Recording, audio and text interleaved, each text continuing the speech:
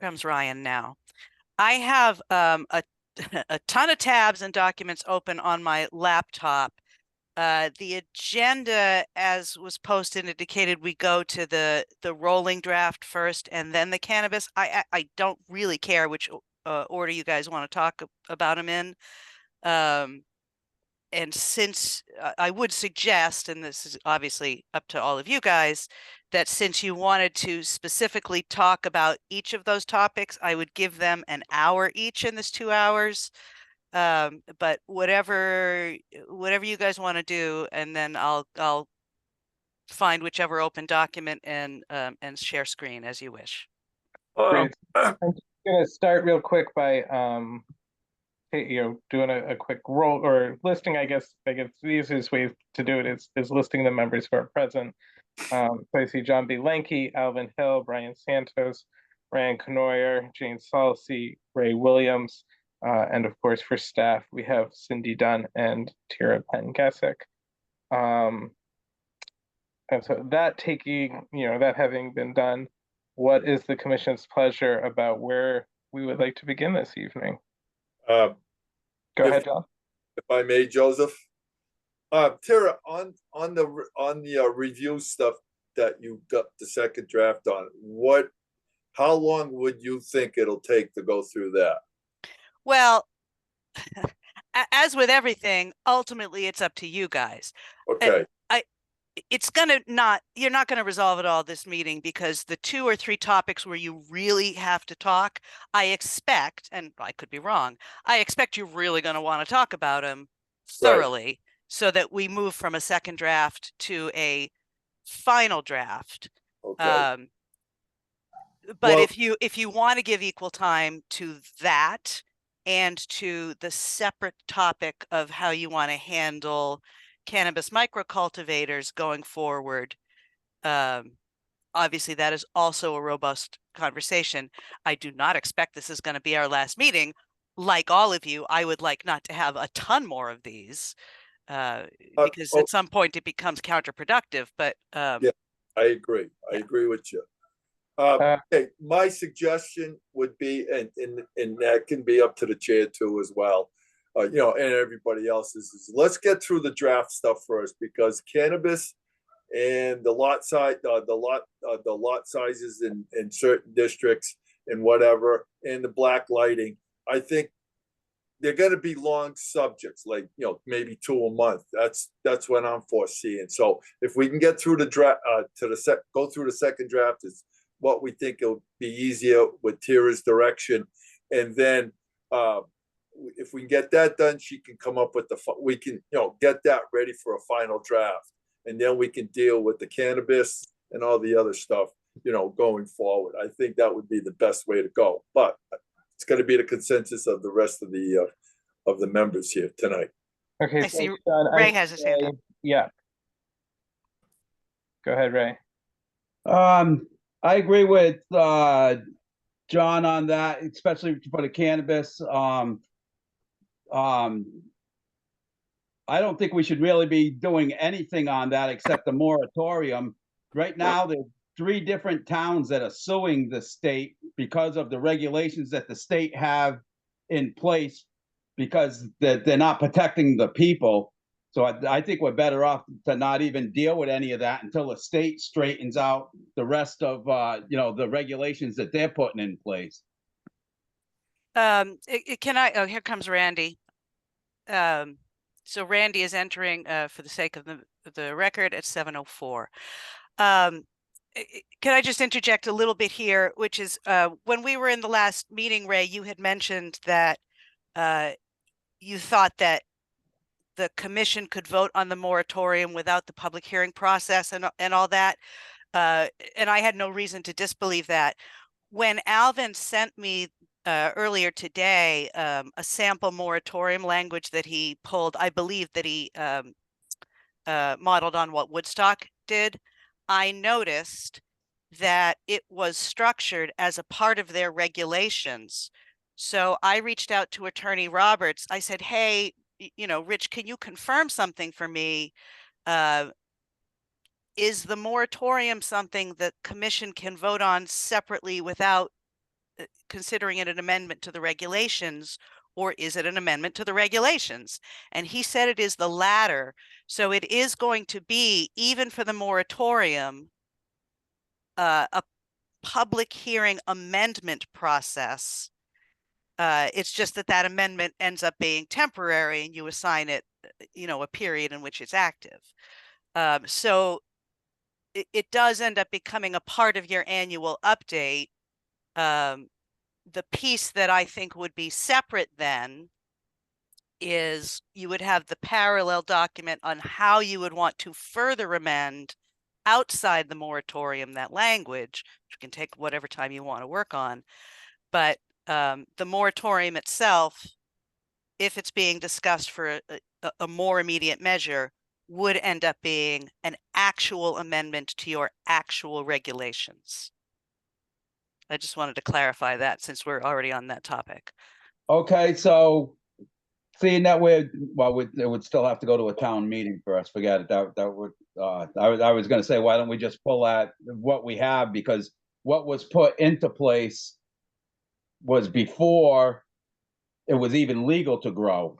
Two or 3 years prior, that was already put into our regulations, and it wasn't even legal in the state to have a micro grow. It was when it was adopted in the town of Thompson, it was specifically because it was adopted in the state. You are correct. Obviously, the state has updated and amended their statutes related to it. But they're still updating it, because that's why they're holding back the licenses from what the DCP says. All of that is great points. I mean, I guess the original question for tonight remains is, where do you want to start? Do you want to start with that, or do you want to start just with the rolling draft? Either way is fine with me. Can I make a suggestion? I can't find my hand raising icon, but this is Cindy. Go ahead.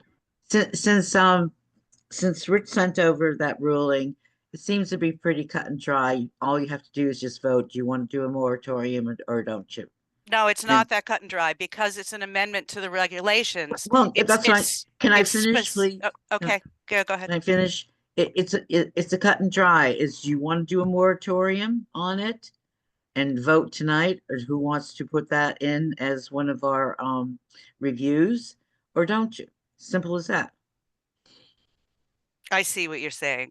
Yeah. So the question to the commission is, is it the general will of the commission to pursue the moratorium, and then we consider it within the body of the draft? Is that what you're saying? Yes. Okay. That is. I see what you're saying. Right.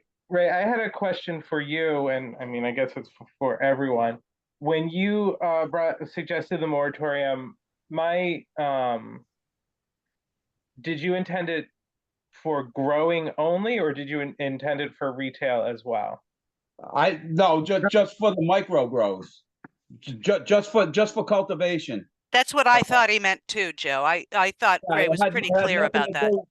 It had nothing to do. Well, all I want to make sure is, we had this one spot in town, 70 people came in. If we had 5 different spots trying to do it at once, and we end up with, what happens when 300 people show up to complain about it? So if we put the moratorium on it until the state does a little bit better with their regulations, because if we can do whatever we want with regulations, we don't know what the state, when they open that grow back up, what their regulations are going to be. So we're like biting off our nose to spite our face. You know what I mean?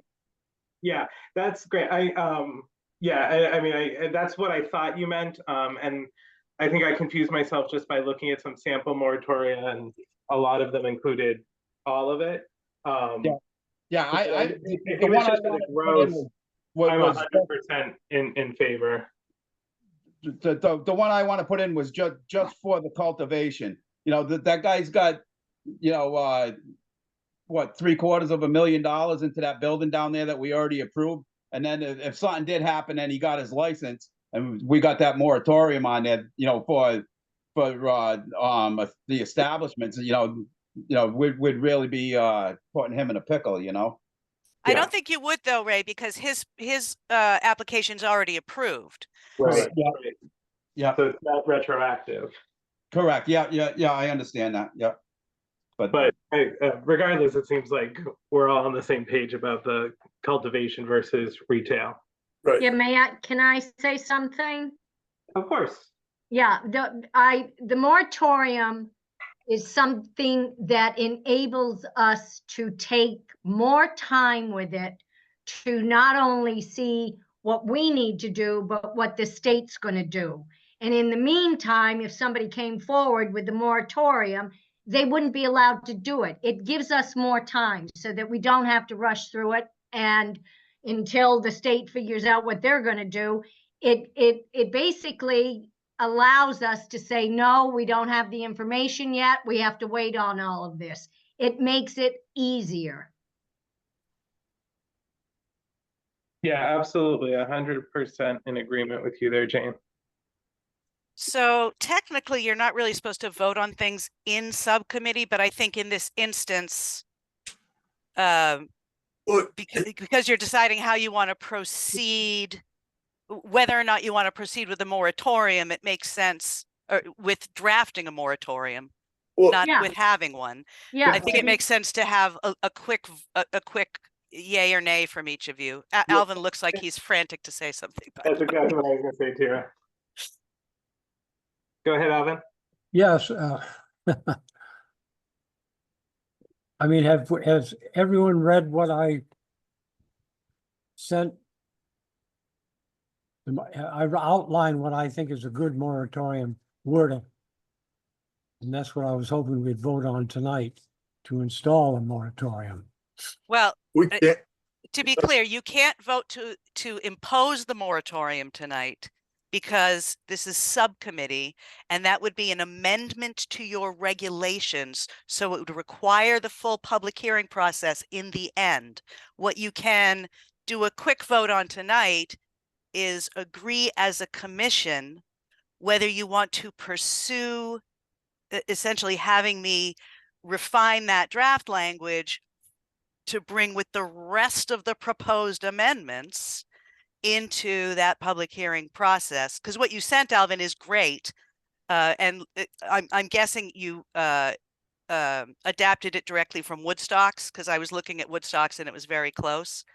Yeah, what I did was just, I looked at everyone that had a moratorium and I took pieces of each. Yeah. But to the line of questioning that Joe was just bringing up, Ray's thought, and I feel like we all agree with that, is that we're not looking at cannabis in general. It is the specific issue of cannabis microcultivators, which recently came up, which brought an application forward that would have complied with your current regulations, but that engendered a lot of public pushback, and therefore that's where that language needs to be refined. So for this conversation right now, the question in front of you, which I think I know the answer to, but I think you should articulate it individually, is the will of this commission to include language for a moratorium, which we will then discuss as a part of this annual update. thank you. That was very good, Tara, but that I think we should do. All we need to do tonight, correct me if I'm wrong, Joseph, is all we need to get a consensus, yes or no. So it can't, as a subcommittee, we can say yes or no. And then once we get what we want, we can push it ahead to a regular meeting and go from there. That's to me would be the right process. Right. I agree with you, John. All right, so you want to call a casual, a non-binding voice vote? It'll be called I think the easiest way to do it is to ask, is there anyone in this meeting who is opposed to including the moratorium for microcultivation as part of our proposed amendments? I'm for it. I hear no objection. Okay, so now we're back to the very first question, which is where do you want to start, with the rolling draft or with the moratorium language? Either way is totally fine with me. I just have to pull it up on the screen from all my open tabs. I mean, I think at this point, the moratorium language is going to be a quick, Okay. right? So Yeah, if we so- just want to start there, get that done, and then dive into the draft. All right, so Good just bear with me while I find it from all these millions of open tabs I've got. Good point, Joseph. But don't go and prove me wrong. That would be a All first. right. You guys have that? Yep. Okay. So I'm just gonna move this. All right, so this is exactly the sample language that Alvin sent over to me. I do think it was pretty good. He took it from good sources. It's possible that all we're going to need to do is switch language to say microcultivator, but let's stick to our usual pattern. Let's read it through, make sure the language is all stuff that we're comfortable with, and then I'll redline edit into it. So let me turn on track changes. Okay, can I say something for a second? Of course. Okay, I did say micro cultivators. I'm wondering if we should just put it as outdoor cultivation. Because, you know, if somebody wanted to, in 6 months from now, you know, that's why we're here to talk about this stuff, right? Right. What happens if 6 months from now, somebody wants to move into that building down in, you know, the old sanitary dash, and they want to put in an indoor cultivation? You mean You you mean the big mill? Yes.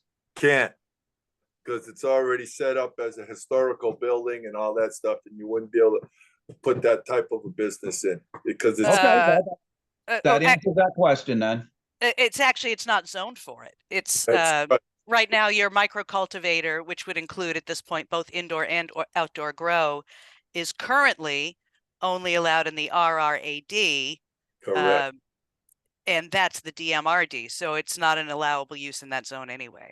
Okay, because the state doesn't consider that agricultural crop, so you know the RRAD is not even really a place for it. But seeing that it's not it's not an agricultural crop defined by the state.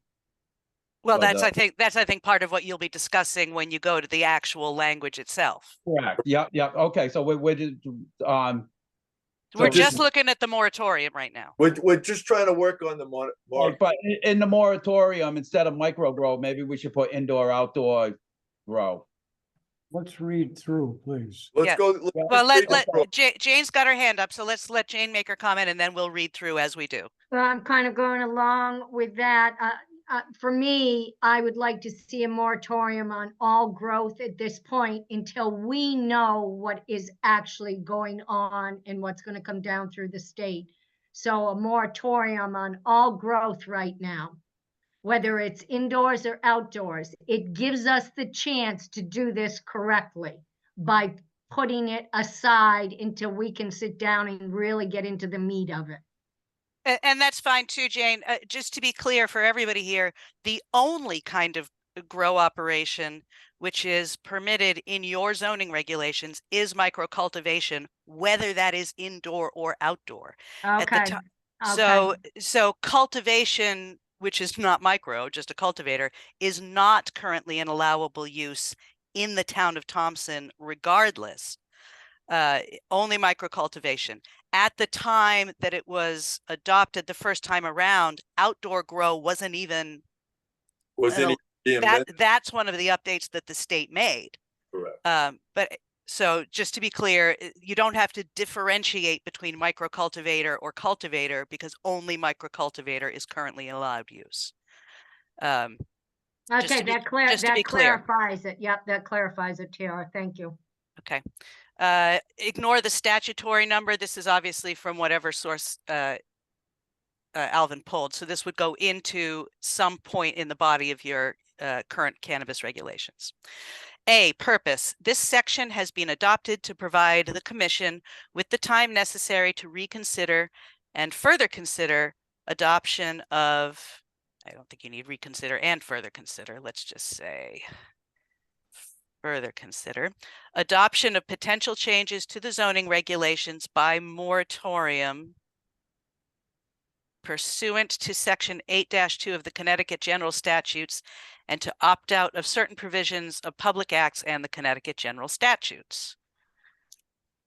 B, cannabis moratorium. So we're not talking about a full moratorium. So let's say micro cultivator right off the bat.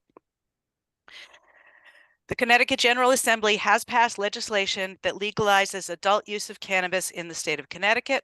Said Senate Bill number 1201, June special session, Public Act number 21-1. The act contains provisions allowing municipalities to prohibit or place reasonable restrictions as it involves dispensary facilities and producers as defined in Chapter 420F, Connecticut General Statutes, palliative use of marijuana. It's interesting. This temporary and limited term moratorium has been adopted to provide the town of Thompson Planning and Zoning Commission with additional time necessary to develop additional regulations for cannabis. We're not talking about all establishments. Micro cultivators that meet statutory responsibilities and thereby promote the public's general health, safety, and welfare, and or to consider a ban on cannabis. Again, we're talking about micro cultivators only. This might be the only change we end up making, but you know, mull it over as I'm reading.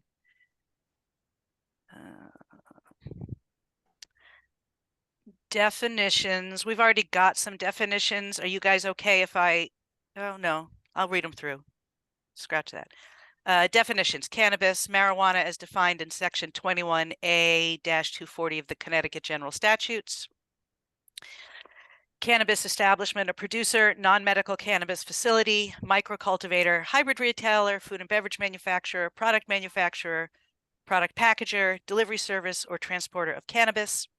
Each one of these cannabis establishments has the same definition as set forth in section 1 of the Act. Kira, Yes. would it make more sense for our purposes to, I guess, the typo in marijuana too in number 1, but to define just cannabis microcultivators in this section? I will put that in sidebar because I think that is a good point.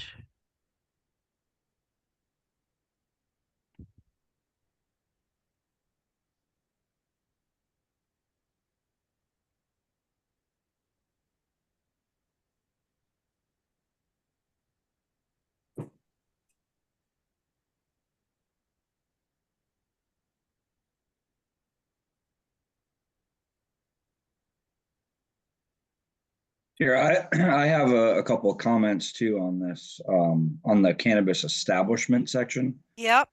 It could be also into a question, but luckily I don't produce anything in Connecticut or wouldn't do that, but it does say food and beverage manufacturer, and it does say deliverer, service, and transporter of cannabis. So, I think that's what Joe's point was just now, that this definition is from the model language that Alvin cobbled together from the various moratoria, and those moratoria, when adopted by towns, have been generally for all cannabis uses. Joe's suggestion, and I think it's probably relevant, probably correct, is that we're really only dealing with a moratorium on microcultivation. So if we're going to include a separate set of definitions, probably in this moratorium, we only need to define the microcultivator. sure. And just for background, I had a fair amount of information as the regs were being written coming across, and one of the comments from some of the people involved in that in the state level, which is completely separate from Thompson, they weren't really experts on the subject. So some of the language, and I think that's why we're bumping into this, and that's really why I really support what Ray and the others, seeming like everybody on the commission, for the moratorium, because the language was written with good intention, but some of the people that wrote it have never been involved or anywhere near the industry. So there was a big disconnect. And Massachusetts is certainly a model that we don't want to replicate for many reasons. And the biggest one being what they did at on the beverage side with the package stores, how they really angered all those establishments in each town. So they basically put them at a competitive disadvantage. And I think Connecticut from that side is doing well, but Connecticut has very different regs on the actual cannabis regs than Massachusetts. So you would think that there would be more synergies between them, but there's actually not. So I just wanted to make that point, and just so that for everyone's benefit of the group here, and agree with Joseph, I guess, on that.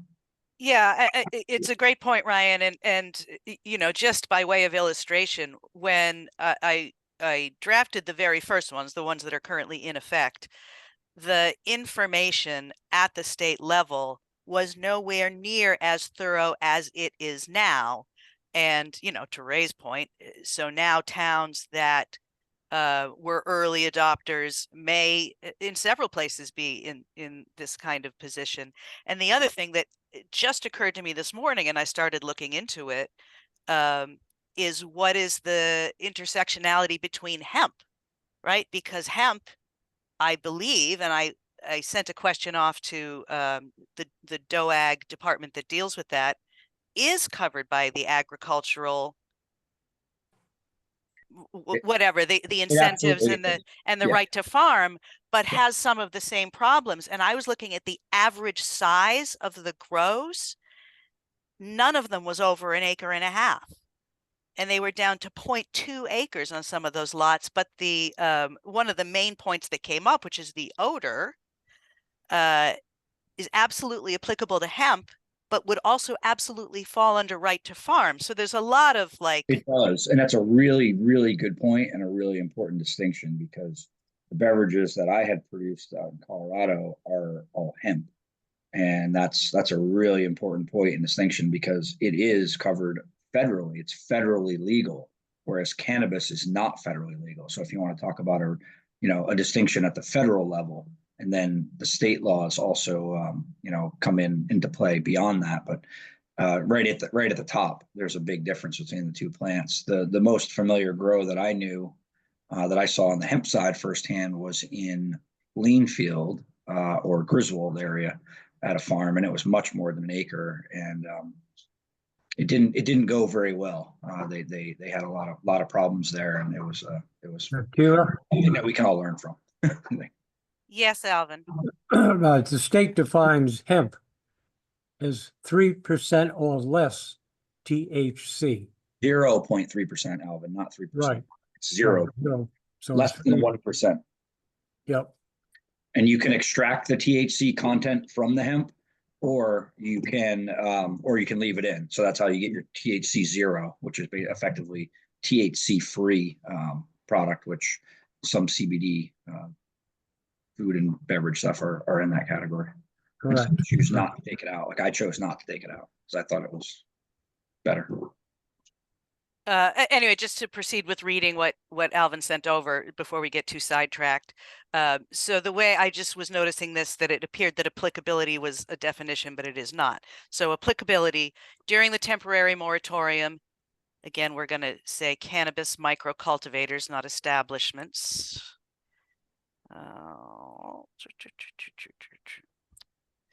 Sorry, my mouse is being stupid. There we go. Cannabis microcultivators shall be prohibited in the town of Thompson, and any application shall be denied by the Planning and Zoning Commission or the zoning enforcement officer to establish a cannabis microcultivator.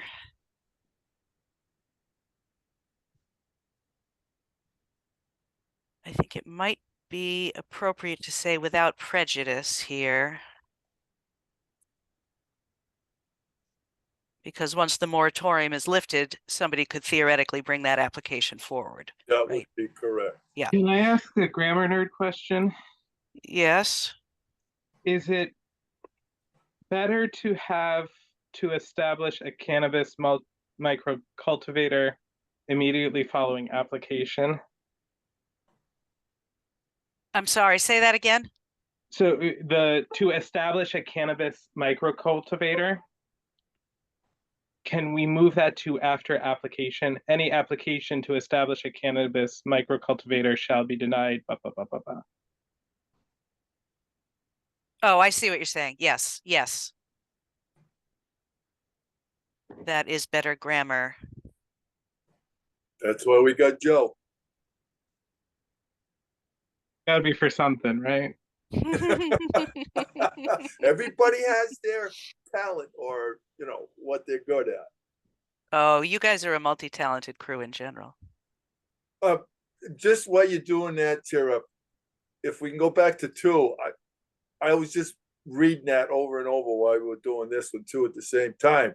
I think we should just almost eliminate that whole cannabis establishment and just stick with micro culture growth. And we can't really stop somebody from coming in, and if it becomes legal by the state, which is going to end up being that, they can sell it in, your drinks or whatever stuff. So that's going to be in a controlled environment, more or less. Yeah, I think that's what we've all agreed to, John, is that right. this definition here of cannabis establishment was meant for broader purposes than what we are using. So I'm going to swap in. What I need to do is go back to our regulations and see if we do indeed have a specific definition for microcultivator, which I believe we do. If we do not, I will just reference the state definition in that. That's why I have it highlighted and not edited in. I apologize for that. Yeah, that's okay. Tira, I hear you, Alvin. Go ahead. in our regulations, 14.7, number 3, it says no non-medical cannabis facility or a microcultivator. So if we just focus on microcultivator, other than non-medical cannabis facilities, somebody could come in and do that because it's in our regulations right now. Yes, I think that is what we are what we have generally agreed on. Well, Jane might have said otherwise. I actually don't remember what she said a minute ago. Ray is suggesting the moratorium is only on microcultivator. It is, you may consider as a commission that you would like to put a moratorium on all adult use cannabis applications, regardless of what they are. And currently you have 2 allowable, which is adult use cannabis retail, I believe, and microcultivator. But that's sort of your next level of what you got, how you guys want to approach this. As Ray pointed out, you've already licensed 1 retail operation. They happen not to be operating because the owner did not get a license and he has been unable to rent to a licensee for reasons that include the population is not dense enough. I happen to have talked to the broker who was handling the building for him. It's a crap shot anyway for anybody because because of that lottery process, but I don't even know if that lottery process is going to be the same going forward. By how much money you have to give to the state. Right, exactly. You got 2 million, you got it. That's why you see a lot of them in Norwalk and the other side of the state. Well, there's another one going up in Putnam that's going to be built by the same people that already got the other one going up there by next to Big Gary's. Yes. Live. Yep. Now, same 4 people. All right. So Tara, can you go back up to the palliative? Yes. I think we should do, I know I can do a little bit of I have no problem looking into this before our next meeting, before this is put into place. But we should really look into see if there is a thing for palliative users if they can grow their own, because if somebody's on their deathbed and they're growing their own marijuana for their pain relief, they should still be able to do that in their own, That's Yeah, our. I don't know the specifics of it, Ray, but I do know in general terms that any person in the state of Connecticut can legally grow for their own use a Precisely. certain number of plants. So this doesn't touch that. Okay, I just wanted to make sure that we're, somebody like that, we're not stepping on toes, No, B, I see your hand raised. I mean, I have a lot of comments to this, but I don't mean to muddy the waters here. I drafted my own. I didn't send it to anybody, but I feel like mine is much more specific and gets to our existing zoning regulations too. I didn't know if you guys wanted to at least hear mine. We can do that. Can I ask you, is it specific language for moratorium? Oh yeah. Okay, so I'll stop share here and I'll give you share permission if you want. Yeah, if you guys can just entertain me here for a second, because I did spend some time on it. You should be able to now, I I think. didn't know that Alvin did this too, so Well, he just sent it to me today, so I all right. Let me lower my hand here. I'll just read through it and then you guys can comment on it. Can you guys see it? not yet. Yeah. Okie dokie.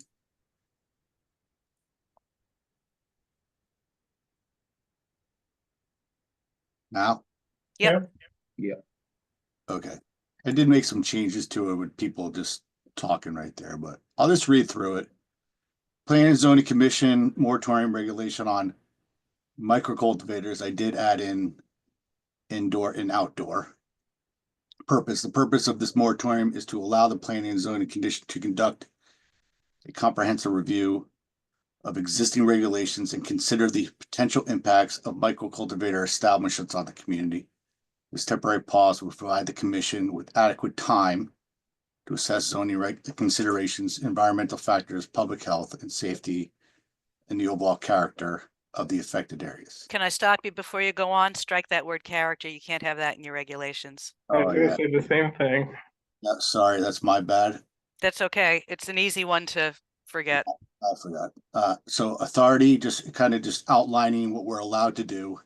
This moratorium is enacted pursuant to the commission's authority, including but not limited to the Connecticut State General Statutes, which grants commissions the authority to regulate land use and public safety and welfare. This is where I get specific to our regulations. So the scope is this regulation applies to applications for establishment of microcultivator facilities, including but not limited to. So any new permits, any special ones, the site plans, and I included variances too. All right. Then I specifically say the duration moratorium shall take effect of the publication legal notice remain in effect for a period. I didn't write a month. I just wrote X. Or until the adoption of revised zoning regulations addressing microcultivators, whatever occurs first.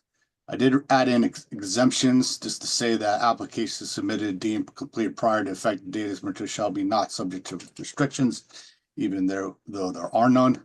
I wrote it anyway. I think it's important to write the next steps of the commission, so I did this in order. So during the moratorium period, the Planning and Zoning Commission will, 1, evaluate new or additional updates from the state regarding applicable regulations and licensing, because I'm assuming that they're going to do that. After they do that, we will develop and revise regulations if necessary, address the concerns. And then, like you guys, I just added this in here, hold public meetings and solicit input from stakeholders, residents, business owners, and industry experts if we want to. And then effective date, the regulations should take an effect, and I just wrote in write a date upon a publication. Adopted by the Planning and Zoning Commission on this date, and then I just quickly wrote down this moratorium is intended to promote thoughtful land use planning and safeguards the interest of the community during the regulatory review process. And that's it. Yeah, I think that's really good. I have some question as to whether whether that next steps thing is technically regulations language, but that's a question I can ask Rich. I like it. I like the intent of it. I only wanted to write it because I want the public to know of what the hell we're doing. You know, and why we're doing it. So Point. So That's all. I think your colleagues can discuss that. I have a question for Brian. Down the road, from what you just read and everything, we can still add some verbiage to that. Like, you know, where somebody that has say an acre of land. Okay, let's just use that as an example. We can, depending on what the state says, you know, because you got that 2,000 square. That's the importance of this whole section, John, is whatever the state says, we're going to evaluate new or additional updates. Yeah. Then we're going to develop revised regulations, kind of to what you're asking me, Yeah. based on that, to address the concerns of the microcontroller. And then once we do that, we will hold a public hearing to discuss that. That's why I feel like this is important. Oh, but what I was trying to say is continuing, and it's just food for thought. We need to think about this going down the road. If the guy's got 1 acre, and he's in a place where he can do it, we can say you can only use 10% of the 1 acre. So you minimize the growth area instead. I know, but this is just, we are acknowledging a moratorium. Okay. We are not writing. I meant Right. Yeah, right. That we're looking at. Yeah, that's exactly. Those are the next steps, John, and we need to have those conversations. correct. Yeah. But that's what I was asking Brian is we with the moratorium on and everything, we can also change, we can add this down the road on. Absolutely. But we need to get the moratorium in place first. Yes. That's So- all. Can you scroll up just a little bit to the scope of moratorium section? And since it's on your screen, I can't do the red line edit. All of your cannabis uses, retail or cultivating, are always and only special permit uses. So I would just amend those list items to say new special permit applications for micro cultivators. And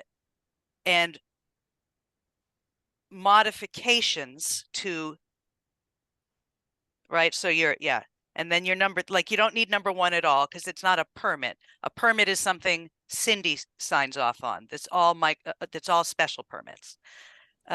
So then I would say, instead of how you have 3. No, I'm just going to strike it.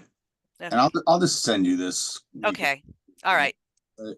Well, for the sake of the commission, then, what I'm thinking here, so that you know what I would plan on editing into that. So new special use permits for micro cultivators, modifications to existing special permits related to micro cultivators. Well, that you're number 3. Oh, the variance. This one here. Okay. Yeah. Yeah. And then variances related to micro cultivators. So yeah. Modifications To existing site plans for micro cultivators. And there are none, but were there any in place? Yeah, no, I feel like it's important to say that because people don't know, right? Correct. I mean, Right. So I think that's exactly why I wrote this one here, is because people don't know, right? So I'm making it clear. Nice job there, Mr. Santos. How do the rest of you guys feel about what Brian wrote up? I think it's fantastic. I think it's simple and to the point. And that's what we need. And I think he did an excellent job. Nice job, Brian. Actually, Alvin did a good job too. Yeah, no, Alvin, Alvin's good was job. really, yep, Alvin's, a lot of work went into this. Yeah, I think Brian's is a little bit more, It's It more doesn't have- specific to us, I think. yeah, I think so. There you go. With the work that, with the research you've done, how do you feel about Brian's version? Are you talking to me? No, I'm sorry, Alvin.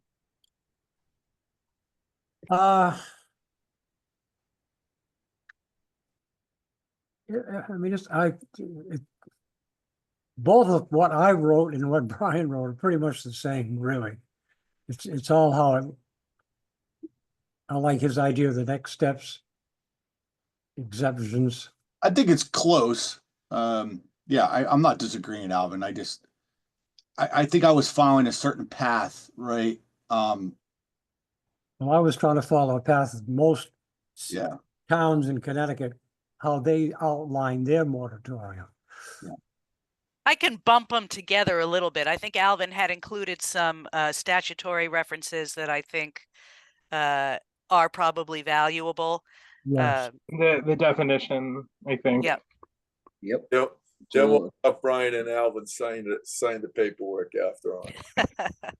I'll stop share if that's okay. Are we done with mine? I think so, because you just sent it to me, right? I did. And then, Uh, friends, I guess the next question would be duration. I think, sort of last week we floated the idea of either 6 months or 1 year. So what is the general tenor of this commission? I think we ought to go for the year. I agree. I was thinking a year goes by real fast when you put a date 1 year, it's not sure that 1 year is long enough. Especially if we have to wait, if it takes 3, 4, 5 more months to get more regulations from the state. And I bet it does. We can write what we want, but they could turn around and just step on us for what they put out. Yeah. Yeah, I agree generally with the year for a very practical reason. We are, again, talking about an annual review and update.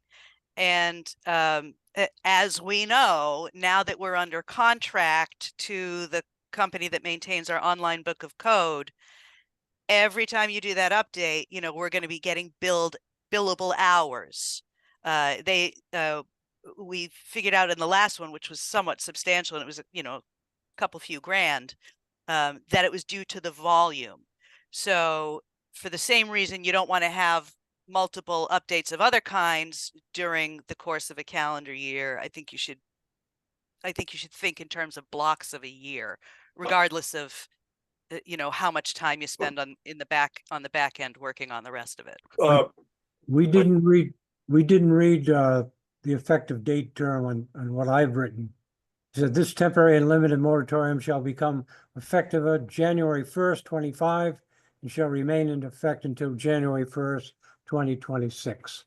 There is literally no chance you're going to be able to have that moratorium with those dates, because you're not going to be able to schedule a public hearing. But we talked about 1 year, which I think should be. Right.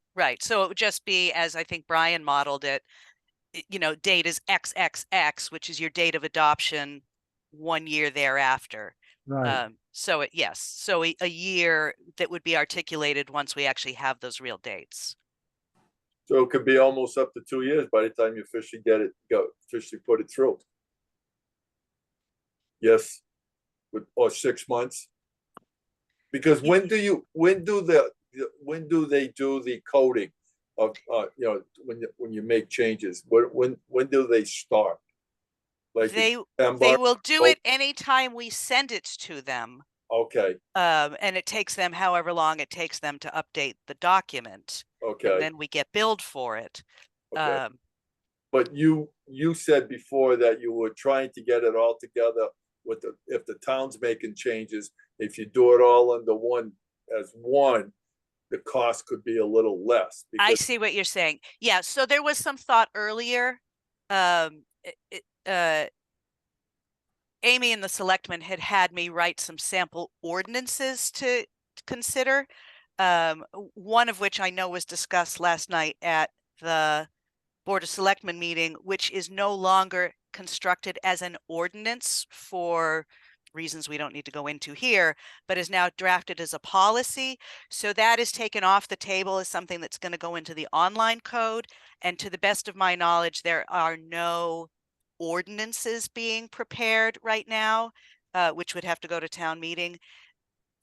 The short answer to your question, John, is yes. If those things were on the table, we would want them to essentially occur near the same time frame so that all of the changes go to the online code company at once. So it becomes a little bit of a juggle, but to the best of my knowledge at this time, there is no additional new ordinance being drafted because the one I thought was coming down the pike has been changed in format. Well, so we got time to do this. We don't have to really, Correct. You good. can do it as of this moment, you can do it on your own time frame.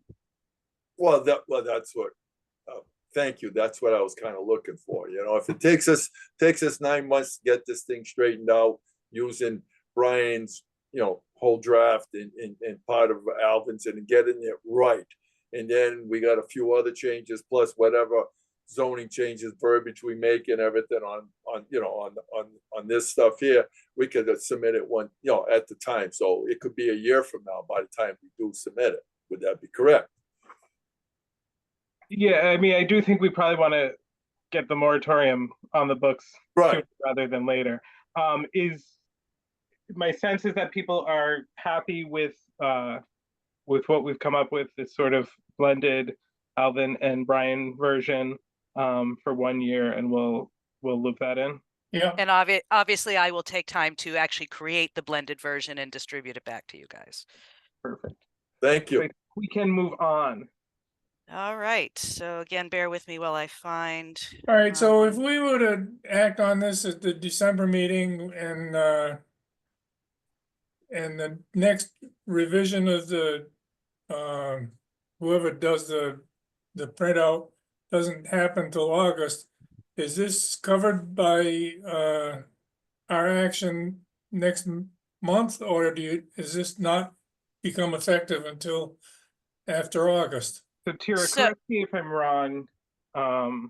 Right, so if we accept it for public hearing in December, we move on it in January, then there's like what, a 15-day waiting period, at which point Yes, it would come into effect, at which point we would have the online coders integrated, correct? correct.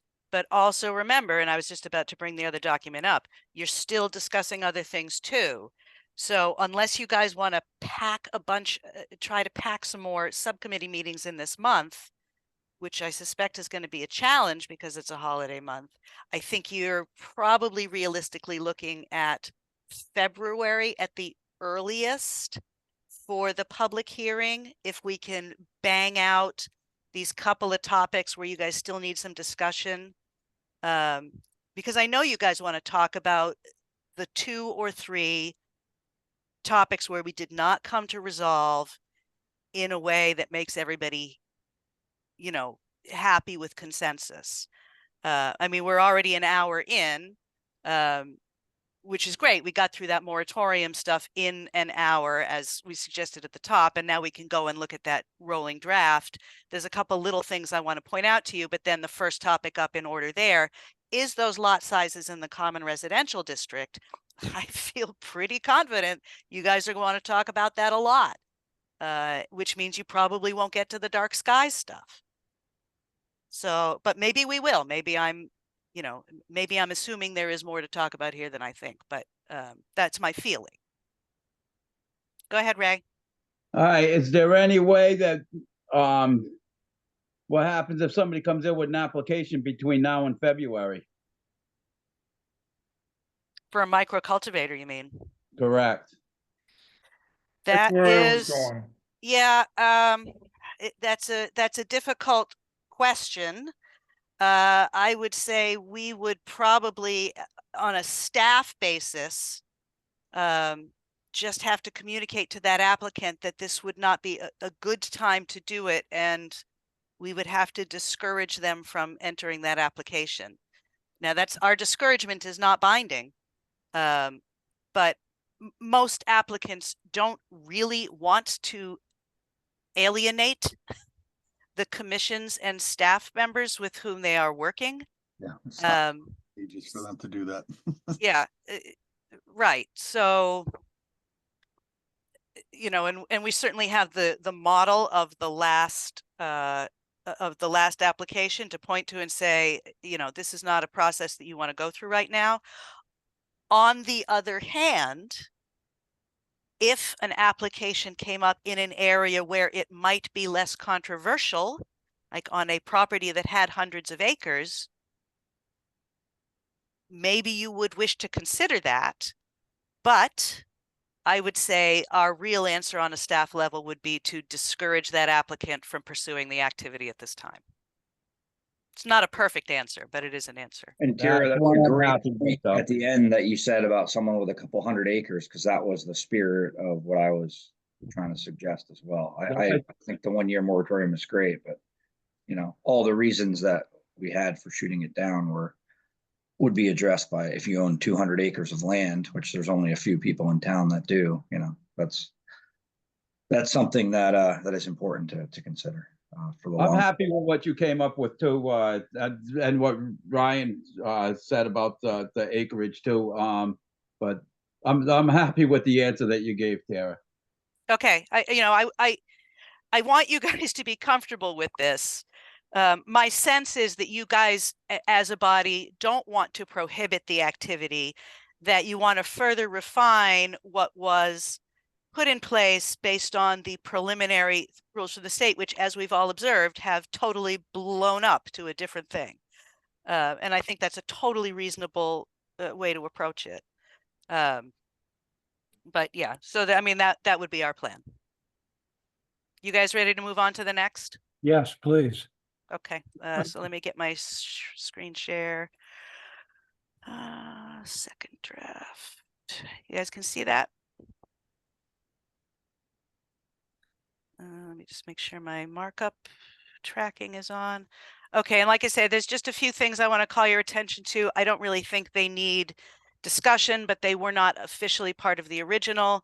I tried to make everything clear. If it's boldface in black, for the most part, that indicates changes that you've already agreed to. If it's bold-faced in red or highlighted, it means you haven't agreed to it.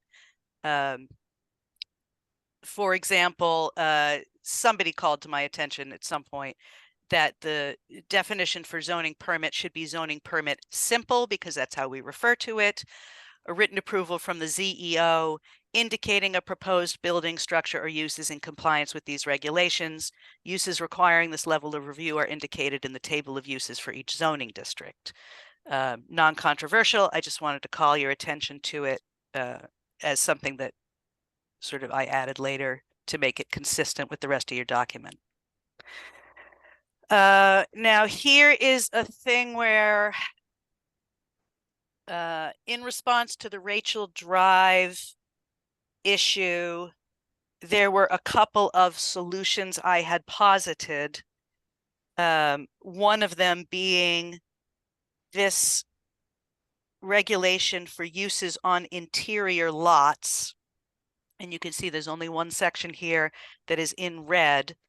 In districts which are intended for primarily residential uses, Common Residential District, Lake District, RRAD, Thompson Common Village District, and where the size of the interior lot is less than some period of acres, only uses allowed under the zoning permit simple level of review on the table of uses for the given district shall be permitted for interior lots. No such limitations apply to proposed commercial or mixed-use interior lots in the Business Development District, Downtown Mill Rehabilitation District, or Thompson Corridor Development District. That's TCDD, not CD. Hold on.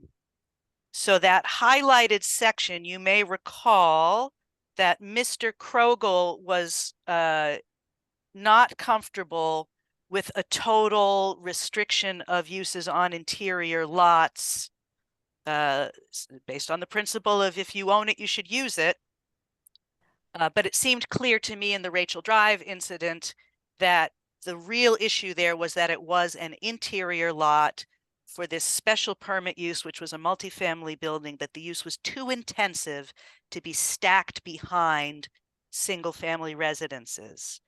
But I thought Mike did have a good point, is that if you had a gigantic property that just happened to be located on an interior portion, maybe that restriction is too restricting. So I suggested 3 acres because 3 acres is the threshold at which we said a couple of other things like where you get to access open space, but that's just a suggestion. I have no strong opinion there. So I wanted to give that to you guys for some quick discussion if you have a consensus. If you want to include an exception for large properties or not. And I do not have strong feelings here.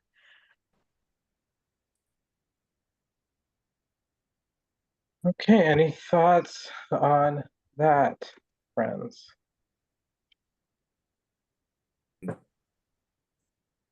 What was the size of the property? If I may ask Cynthia, do you remember this, or Tara, do you remember the size of that piece of property? What was it? Less than point? I It do was not. 0.33. Well, Okay. it started out as 0.33 acres, and then with all the side sections, Daniel from J&D had put it up to about a half an acre. So that's questionable. Yeah, Oh, it was a pretty small lot. I couldn't remember if it was up to an acre or not. I didn't think It so. was 0.33 originally, and then went up to 0.50. So That's what was including the right of way stuff. I think Yeah. that's what he did. yeah, All that's what right, he did. Yeah. all right. Is this specifically just for multifamily housing? No, this is for any use on an proposed on an interior lot in a primarily residential district, so just those 4, which would require any more robust level of review than Cindy being able to sign off on it. So in the RRAD, for example, pretty much all you could do on an interior lot would be a single family home or a duplex, or an ADU, a farm, a farm stand, a home occupation. That's pretty much it. There might be one other, maybe like a care facility, like a daycare or something. I think you have to treat those pretty liberally. But that's it. So in other words, nothing more complicated than Cindy can look at in her office and say, yep, this is a basic right use. You've met the requirements. Have a nice day. So multifamilies would be excluded, virtually all business uses except some agricultural ones and possibly daycares. You name it. Anything that would require site plan review by the commission or a special permit with public hearing would just not be allowed on an interior lot either at all or below a certain size threshold at your discretion. Your discretion in this conversation. What, oh, okay, I have a question for that is that, do we have any idea, except like the main district we have and all of that, where everything is all small lots, like 0.1, 0.19 to, I think, almost 0.3. But on the RRADs and everything, on the interior lots, I know Brian could probably step in on this too, and I could be out in left field on it. Is that if we can keep it at like a certain, like a 0.5 or 0.75, for that reason, we need the offsets. You have to have some offsets. If there is no utilities like the CRD has, but out in the RRAD, you still need. I mean, but back in the day when I bought this property, you had to buy 2 acres. I wish it was 1. I didn't really need 2, but I'm just looking at it at that point. So something like 1 acre or 0.75 acre would be the minimum. Still, you'll be able to put a good sized house or a duplex and still have enough room, for some offsets, whatever need was going to be needed. That's how I'm looking at it. I will say that when we discussed this the first time, pretty much everybody except Mike Krogel seemed to be very happy with limiting any uses of interior lots that were not a simple zoning permit use. But I did think that Mike's point was a very valid one, particularly in the RRAD, where you do still have large lots. I think he was very young, and he's not here to sort of speak for himself, so I'm going off memory.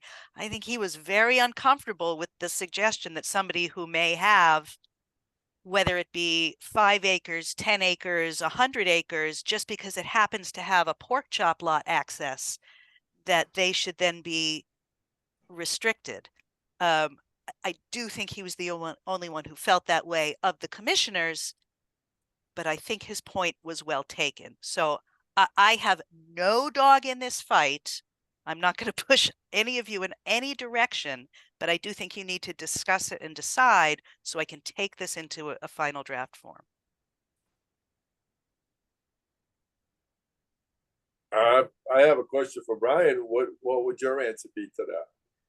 I'm to help me to come up with a, do Yeah, we what- say 1 Yes, acre? I was looking up something. What was your question to me, John? I apologize. What is your thought on that? Because, On what though? On what? What's the minimum of the interior lot, should it be a minimum? Somebody wanted to put a house on it, and it was like maybe an acre or something like that, put a duplex. John, it's not a question about a house or a duplex. It's a question about, Yeah. is there a threshold at which you can do a multifamily?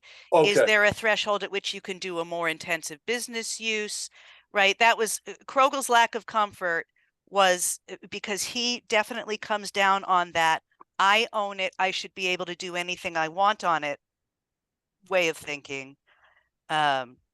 He was very uncomfortable with saying you can't do anything other than a house, duplex, care for, the simple uses at all. And that's when I added this little red line suggesting maybe you want to set an acreage threshold at which some access to the more intensive uses. What, can I ask a question? What are you trying to do with this? Prevent another Rachel Drive. Right, but you're in these districts, you're talking about business or talking about doing what you want to do with your property. And these districts don't have business uses, except for TCBD. So I don't know what you're trying to do here. Yes. No, but prevent another they Rachel do Drive. have, and the application that Rachel Drive was for a multifamily property. Yeah, well, I'll just say no multifamily properties, period. That's my opinion.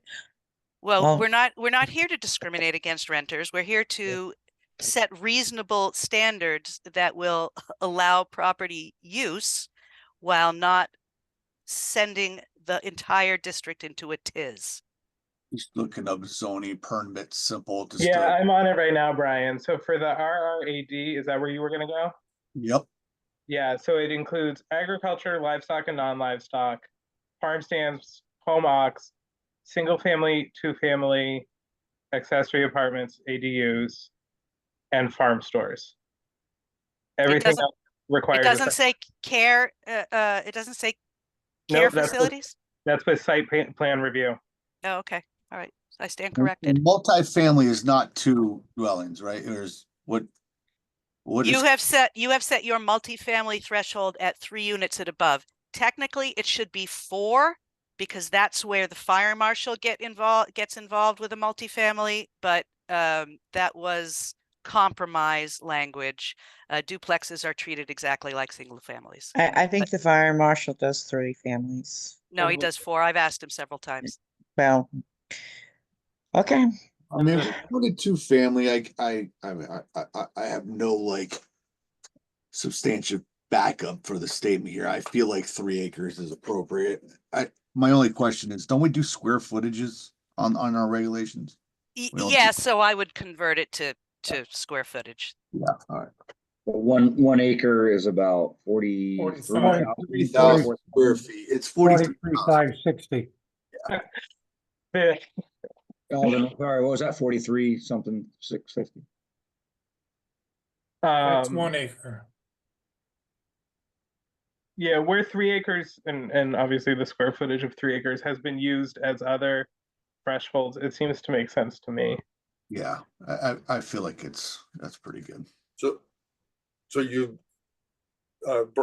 Brian, so 1 acre would be sufficient as a No, I would say 3 acres here.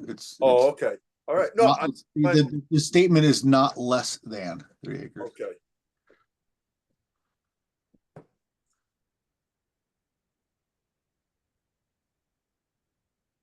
Are Okay. people generally happy with that? Can I consider this I'll convert it to the square foot equivalent and we can move that on? The one thing I would just want to make sure to clarify is on, the historic area in town, right? I mean, there should maybe be a little bit more stringent, requirements there than the rest of the spaces. It is historic, property. We don't really want to have, not for nothing, but the town, the people in the town don't really want a lot of development in Thompson Hill area. It's just it's a fact. We do have to recognize that we live in one of the most historic towns in the state. This town was also used to be the wealthiest town in all of Connecticut. That would even include Fairfield a long time ago. So just something to think about. It just kind of lumped into the other sections. And So I would say, Ryan, that the Common Village District, the Thompson Common Village District, Yeah.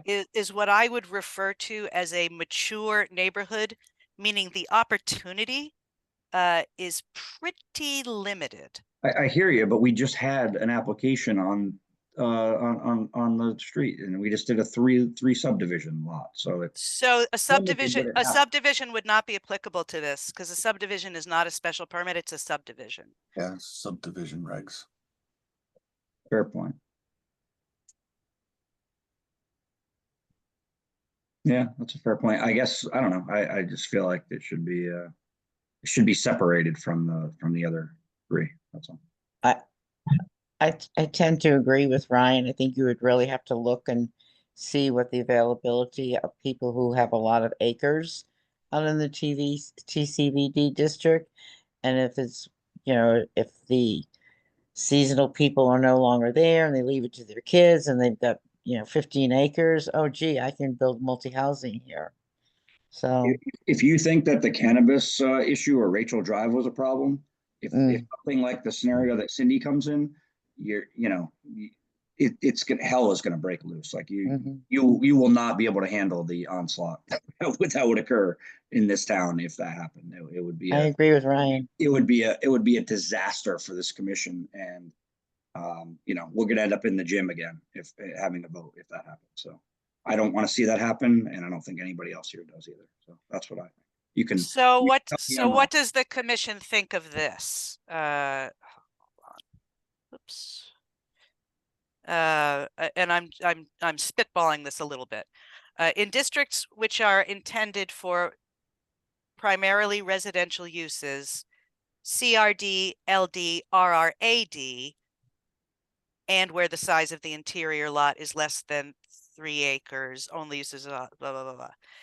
In the TCVD, only uses allowed. So in other words, it is creating that. Now, you may find that an owner in the TCVD, the Thompson Common Village District, who is a large property owner and wants to monetize their property, may in fact push back on that. So the question before you is, and this is another one. I don't really have a dog in this fight. I take your point about the historic district. It is a beautiful district, large, a mature district with very little development opportunity. But it has been the general opinion of most of the members of this commission that we don't want to be, to use a phrase that gets thrown around a lot, exhibiting government overreach onto the rights of people to use their properties as they see fit. And the owners of properties in the Thompson Common Village District do tend to be wealthier already, so they tend not to necessarily need to monetize their properties at this point in their lives. But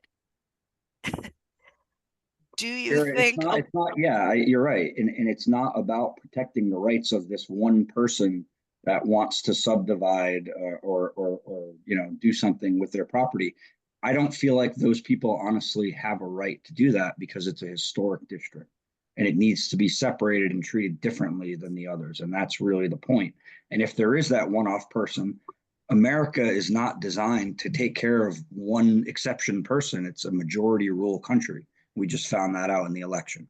So, let's just call it what it is. The values of this area are as such. And if one person wants to do it, they're going to get enough pushback that they're probably not going to be successful anyway. So why are we worrying about what if one person does that? I mean, all of life is what if. What if one person wants to do something? I mean, yeah, I don't disagree, Ryan. And again, I don't have no dog in this fight. You guys can go wherever you want with this. I'm just pointing out that in the past, this commission has been very much on the side of not imposing extra restrictions on private property owners. I totally take your point about the historic district. It already does have additional design requirements, which are just suggestions in other places, but because this is a historic district, they are prescriptive. And also subdivision, this does not apply to subdivision. That's a totally separate set of regulations. But I'm just pointing out the types of discussions this commission has had in the past, not whether I believe it or you believe it individually or Cindy believes it. I'm just saying where our conversations have gone in the past and the kinds of stumbling blocks you've hit, just to consider as you discuss this. I've also heard you say that you want to protect the commission, and I do too. And I think that this would protect the commission from another incident, another cannabis, Chase Road and Rachel Drive incident. It would be even bigger than that. And I don't want to see that happen. I want us to live more peacefully, and do things in a organized fashion, as it seems like we are. So yeah. If anyone is welcome to debate me, but that's my feeling and that's what I think. I have a clarifying question because my memory is not what it used to be. That subdivision was where? On the very edge of the TC 183 Thompson Road, right near Marionopolis. If you go towards Just after the split from Lambert Road, going south on 193. Okay. 193 near Robinson. As I recall, it was purchased at tax sale, and the original house was thought to be a tear down, although I think he didn't tear it down. I think he renovated it. He didn't tear it down. In that location is going towards 193, and most of the houses around that area you would not probably consider historical homes. They were capes and etc. So yeah, it didn't disturb that neighborhood. And then I was just that part. Yeah, no, that's a good point, Cindy. Thank you. And then I was wondering as well, because I was thinking about County Home Road, which colloquially people may call the hill or consider the hill, but it's not in the TCVD. Where was that again? You just said, Joseph? County Home Road? Route 21. 21, yeah. 21. Okay. All right. Threw me off. Yeah, sorry. I think that's a great point. Interesting that the district and I think people's perceptions of the hill may not align. And as I recall, and of course we're going back now 4 years, when we set the boundaries of that district, I mean, they were more or less mapped to what it had been before. But what I double checked it against was the contributing structures to the historic district. Right. Because you can't impose historic district requirements on something that isn't in a historic district. Looking on the GSI map around Thompson Hill, there's very few lots that are over 3 or 4. There's a couple that are like 18 and 20. There are, everything else is already seems like it's already, built on. Yeah, that's why I was saying, Ray, I would consider that the village district to be a mature neighborhood, meaning the ability to build out is incredibly limited, maybe not no ability. I mean, after all, Lord Thompson Manor subdivided off an extra lot to build an extra home for Andrew and his wife. Right. But that ability is still incredibly narrow. So, I mean, I don't Ryan's been very clear about his preferences, and I thank him for his clarity. I just haven't heard from the other commissioners whether they also feel that additional restrictions should be articulated here just for the TCVD. I'm happy to do that or not do it as the will of the commission dictates. I agree with Ryan with, you know, you don't want to put in all kinds of new contemporary houses up, you know, up around there. But, you also said that there is, you know, they have, regulations on, you know, what type of houses can be built there, correct? There are definitely regulations about what you can do to an existing structure based on historic character, and our design guidelines in the regulations are considered prescriptive. In other words, they are actual regulations when applied to development in that district.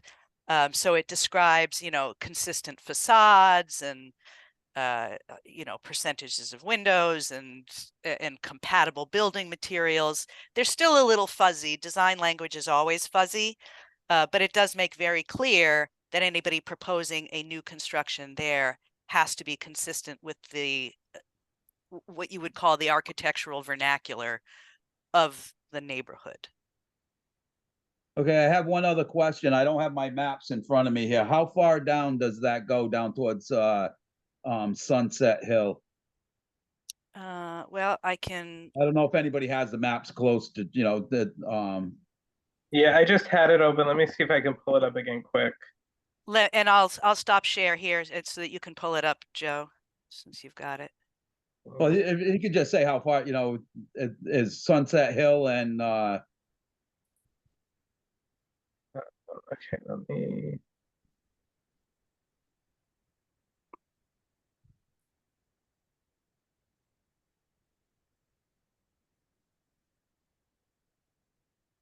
I could went in the other room and grab my maps. I figured if somebody else already had it up. Yeah, oh, that's okay. We can all look at it now. So it's the yellow district, right? Yeah, Mhm.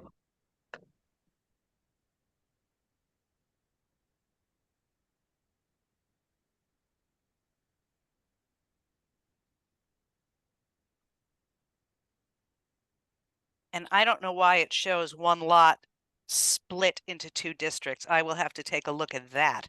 That doesn't seem right. This one here. Yeah.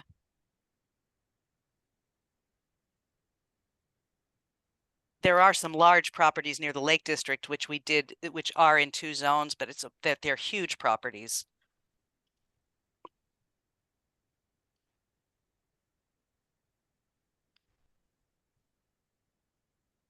as long as Marianapolis doesn't sell off some of their property, and they're the only, that's with the exception of up where Paquette lived.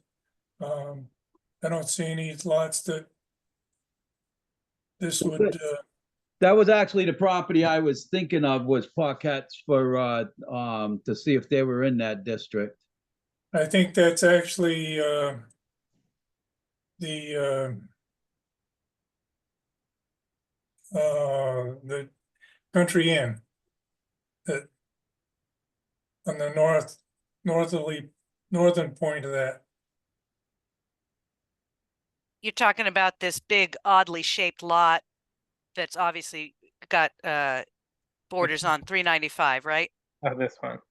Yeah, That's the one there, as I was talking about. yeah, that I'm almost positive that's Lord Thompson Manor. Yeah, Right, yeah, that's what I was trying to say. it has to be. And And then I think 5 lots to the southeast, that must be Thornfield. yeah, Oh, is yeah. that big enough so that, I mean, they can't split off, you know, you gotta come back in line with the, I don't know if that piece is big enough so that somebody could do anything with it.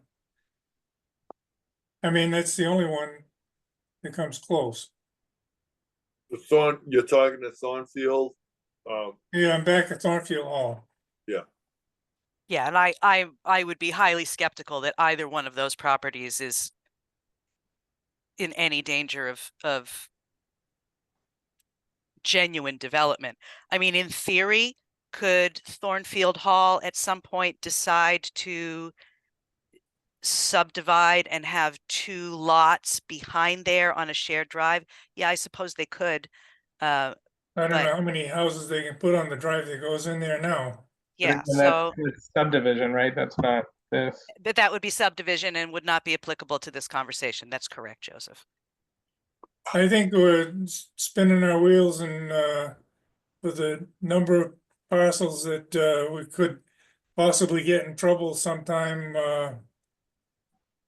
Face the music when we get there. I don't think there's enough. It isn't like there's 10 properties that we got to worry about that happening to. I think we just listed the 1 or 2 possibilities that there could ever be a question, and that's only a question. It's not. I think it's doubtful that they'd ever want to subdivide. Doing Thornfield Hall, I doubt if they'd sell off the chunk in the back there, and I doubt if the other one, the inn would want to divvy off more land in back there. Well, Lord Thompson Manor Lord Thompson Manor, yeah. owns a big chunk there. So, yeah, but I don't, you're right. They won't sell off because that's why they kept it the way it is. You know, they live in there too, but they still want to run the Lord Thompson Manor as is. They want the property because they need the parking space and everything when they have a function. So what I'm hearing here, and tell me if I'm wrong, is that as this is constructed with this red text is sufficient for this regulation update to satisfy the purposes for which it's intended, which is to prevent another Rachel Drive incident. Unless I'm misconstruing what I'm looking at, I think that it's fine the way it is. I can't see where we're going to get in trouble with that. All right, I'm happy to move on if everybody else is. Okay, I got one more, just one thing to throw at that TCVD, we couldn't separate that out of there and just put, well, we would, no, I guess we can't just, call it for a special permit for that area, but, for building. No. Well, we already have different levels of review for several things in that district where it might have only a site plan review. In another district, it's a special permit there. It's kind of like the Lake District. It's considered sensitive. Mm-hmm. Yeah, okay. Turn the wheel. Okay, I'm moving on. All right, so now that took a lot more time to talk about than I thought it would, and this might too. I just want to show you these 2 options for the shared driveway language. Both of them were, again, I think in response to some confusion maybe that Mike had or maybe somewhere else about just refining the language in the general provisions for shared driveways. Option 1 or option 2. All developments consisting of 2 or more buildings or attached units, examples, townhouses or professional office buildings, in an undivided lot may utilize shared driveways to provide access to their developments in order to limit curb cuts. The other language, which is more preferential, is, in other words, is clearer in its expression of the preference for shared driveways and undivided lots. Wherever feasible, shared driveways are strongly preferred for developments on undivided lots to reduce impervious surface and excessive curb cuts. The burden shall be on the applicant to demonstrate why a shared driveway on an undivided lot would not be feasible.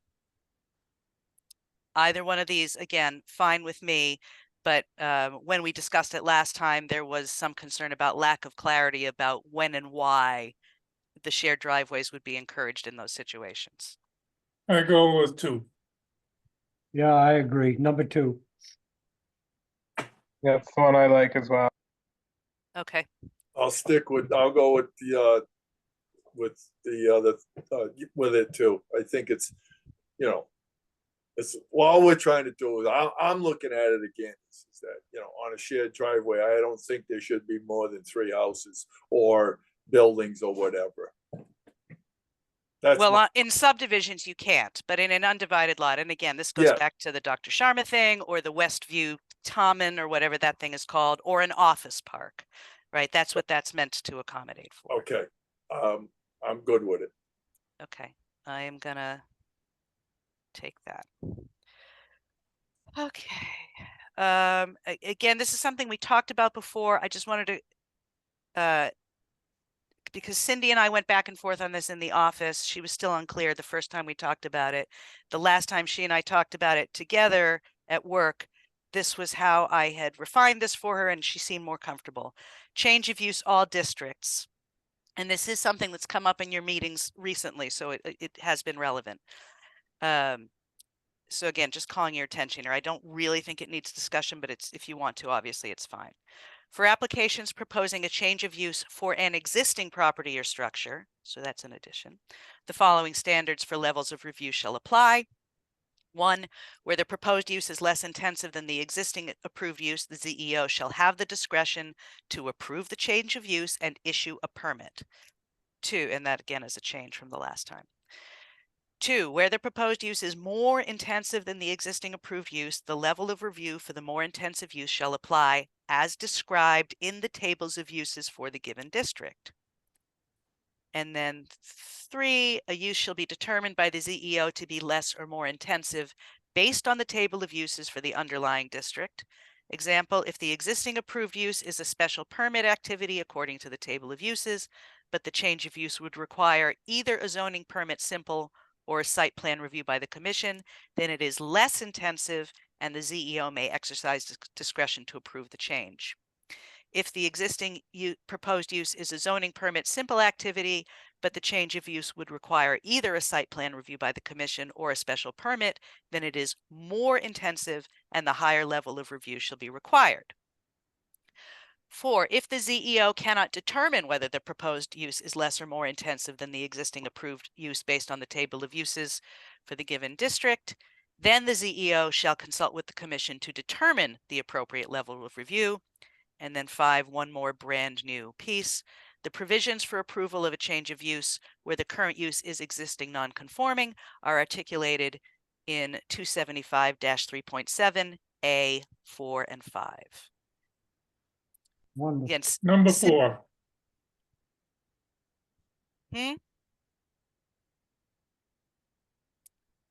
What are you saying, Randy? Number 4. Why not all of them? Yeah, this is all one section. This is all, Okay. and we had already Well, talked no. about it. We had already talked about it. The reason I'm calling it to your attention is because after we talked about it the first time, Cindy still was uncomfortable with it. The red text that you see Yeah. on the screen is what Yeah. I added for that clarity. And when we discussed it at the office, she was happier. So I just wanted to let you guys know so that you have formally seen every change that's being proposed. That's what it is. I don't expect this to require any additional discussion. Okay, so we're at 8:30 and we are now at one of your hot topics. We can dive in. If we dive in and you still want to talk after 9, do you want to go long or do you want to put a pin in it? Let's just set the parameters and then we'll know where to go.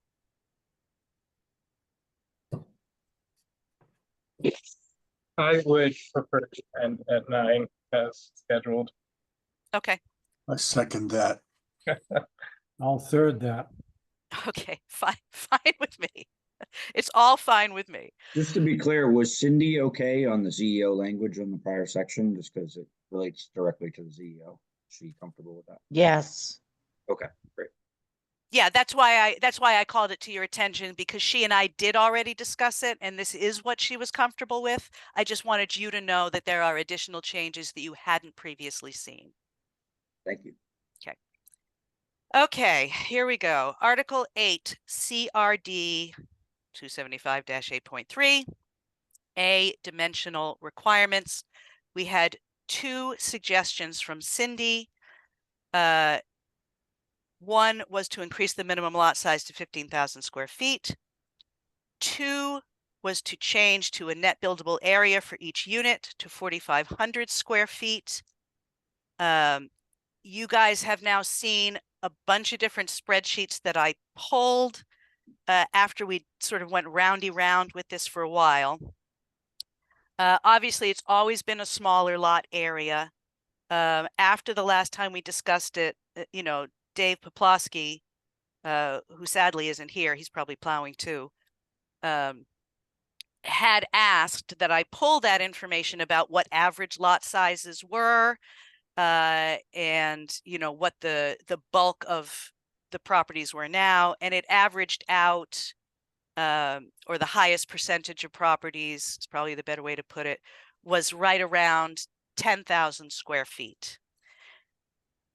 This morning, I asked the assessor to pull a slightly different version of the data for me because I was curious, and I had described this to Cindy, to know. So zoning was adopted. Zoning regulations were adopted in the town of Thompson in 1975. And the CRD is a relatively old district, not quite as old as the Hill, but a pretty old district. I was curious to see what the average lot size was when people did not have restrictions imposed on them. In other words, what were they naturally building? What I suspected would be true was that it would come out to about the same average lot size, which was in around 10,000 square feet. And it did more or less bear that out. The largest number of parcels constructed where there was a structure placed on the lot before the adoption of zoning, so prior to 1975, the largest percentage of them were in the range of 9,000 to 13,000 square feet. And of those, the vast bulk were 10,000 square feet or below. So I will say that even though I personally, right, this is my personal opinion now, think that it would be a better choice for the town to stick with the 4,500 square feet for taxation purposes, development purposes, a lot of purposes. I understand the sensitivity that some people have to that reduction in size. And I think that looking at the natural patterns, right, what people naturally did before they were required to do another thing, indicates that that 10,000 square foot lot is a comfortable lot size, based on just what people did on their own devices. So I would suggest that that 10,000 square foot minimum lot size, which is more than twice what it currently is at 4,500 square feet, is a reasonable compromise. And I leave that now to you guys to discuss. Go ahead, Ray. Of course, you know, I'm going to put my hand up first for this one. But I actually checked around in like 6 different towns, 7 different towns with city sewer and without. And even the back streets of Webster, for a single family house, it's 12,000. Killingly's 10,000. Southbridge is actually 22,000. And the 10,000 is better than 4,500, especially, you know, you look at what happened in Southbridge, what, 3 weeks ago, you know, and that's at 22,000, you know, 3 houses burnt, you know, because they were too close together. But the main problem with this thing here is that we have in our definitions for what you can put on that size lot is, I think it should be, if we switch this to 10,000 square feet, that should be for a single family dwelling. If you're going to 2 family, you should have to double that. If you go to 3 family, you should have to triple it. And you know, and that should be criteria for what buildings go on them size lots. You know, because even if you go 10,000, you shouldn't put a 6-family house on 10,000. That 4,500 square foot that we put that 6-family on down there. You know, where are them kids gonna play? You know, in the streets. You know, and that's not safety for families whatsoever. You know. So I hear your point, and I know Cindy shares your feelings on that, Ray. What I That's will what every other town around here does. Every other town, we're the only town, and I've actually talked to 3 of these different towns, and they cannot believe that we do not have a criteria for what building can go on the smallest lots, even on city sewer. They just couldn't even fathom it. Well, I'll say this. I totally hear your point, and again, I know that Cindy generally agrees with you on that. And this sort of gets into like how zoning came to be. Zoning came to be in many ways to try to impose standards on what was previously sort of organic growth in neighborhoods. That's the good reasons for it. To create, as you suggest, safety, separating truly noxious uses from residential uses like industrial, runoffs and things like that. One of the less glorious things in the history of the creation of zoning, and it has persisted for decades, is using those standards to discriminate against people. Now, I'm not suggesting in this case that we're talking about ethnic discrimination. That's not what I'm suggesting here, although it has been a historic use. When you're saying you need more space for a multifamily building, what you're doing is you're creating circumstances under which it becomes unnecessarily expensive to build multifamily buildings. And apartments are meant to be, at least in part, not in all cases, right? We're not talking about Fairfield right now, but in most communities, sort of small scale multifamilies, 3 to 6 units, say, because once you get to 10 or 12, now you're really talking about like a commercial building, were ways that people could develop smaller footprint residences that were by their nature more affordable for singletons, young families, downsizers, whatever. It was mostly workforce housing, people who needed to have a more affordable option. As soon as you're putting a per dwelling unit restriction, which is essentially the same as a single family house, it's going to be more expensive for a developer to build, which means it's going to be more expensive for a renter. And let's take it to its real extreme, which is the mill. The mill is proposed for 300 units on, I can't remember, I think it's a 9-acre parcel, 7 acres, 9 acres, 10 acres, whatever. If you applied 4,500 square feet per unit to that, you'd have to use up the entire downtown to house that same number of people.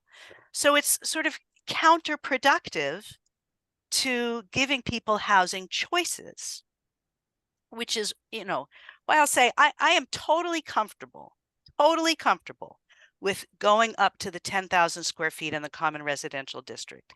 It is also a fairly mature district. There's not a ton of opportunity for infill there. There's a little bit, but very minor.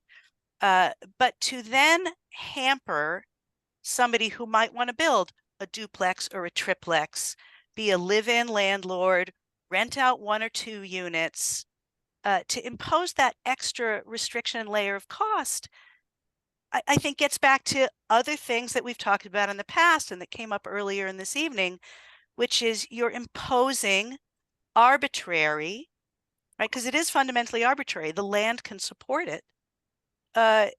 Restrictions. Jane, I see your hand up. Go ahead. No, I agree with Cindy. I agree with Ray. I've been dead set against the 4,500 square feet. You want to make a compromise, go up to 13,000 square feet. I don't want to see the overall face of Thompson change to be allowed to put in multi-housing complexes. The townspeople do not want that. If the builders can't build it, so be it. We do not want to change the face of this town, and that's what would happen. And I've seen it happen across the state and in other states. So my thoughts are a compromise. Go to 13,000 square feet. That is reasonable. That would be appropriate for this town. I don't care what it used to be or why it was. I'm thinking about this town now and what I don't want to see happen. We need to compromise and go to 13,000 square feet. Cindy, I the- see your hand. Yes, my hand is up. This 15,000 square feet that I recommended was only for the CRD district. And of course, everybody sounds like people are pushing for the 10,000 square feet. And the limitation on what you can do, how many units you can build on it, is also for the CRD. It has nothing to do with the mill complex, because that is in the, I believe, in the DMRD district. It most certainly is, yes. And that is what that mill complex was intended to do, was to create multi-housing. But to take an area like the CRD, and I've looked at your charts that you sent over, to decrease and to allow multi-housing in those areas, I think would be a big mistake for your town. And I do believe that, and I agree with Ray, because there are towns, and Putnam is one of them, that require a minimum square feet per unit. So it's something just to take into consideration. But my whole thought on that, changing that, is just for the CRD. That's what I have to say. I would also agree with agree you with Ray. 100%. Cindy, I agree with you 100%. The other point I think that's worth making is the overall thesis of what you laid out, Tira. While it was very elegant and probably really fitting for a lot of towns, it's not right for this town. So there's a difference. If our overall thesis is to encourage developers to build on 4,500 square foot lots in residential neighborhoods, then we have basically failed to do our job for the town. So that's really not what we're here to do, and it's really not at all supporting the values of the town. Everyone in this town should support what you are doing in the DMRD, and particularly in the mill, because what you, Tara, are working on is fantastic in that area. And that's where all of the type of development that you're talking about should be focused. And that should be the test case to show the town that it works. If our thesis is related to tax revenues, we are never, as a town, going to succeed by just overbuilding the town. That entire thesis is completely flawed. And if you put it into a spreadsheet, I'd be happy to go and debate it with the assessor, who I think is brilliant, by the way. It doesn't make any sense. You need to have businesses, and you need to have a lot of businesses. You need to have industrial businesses.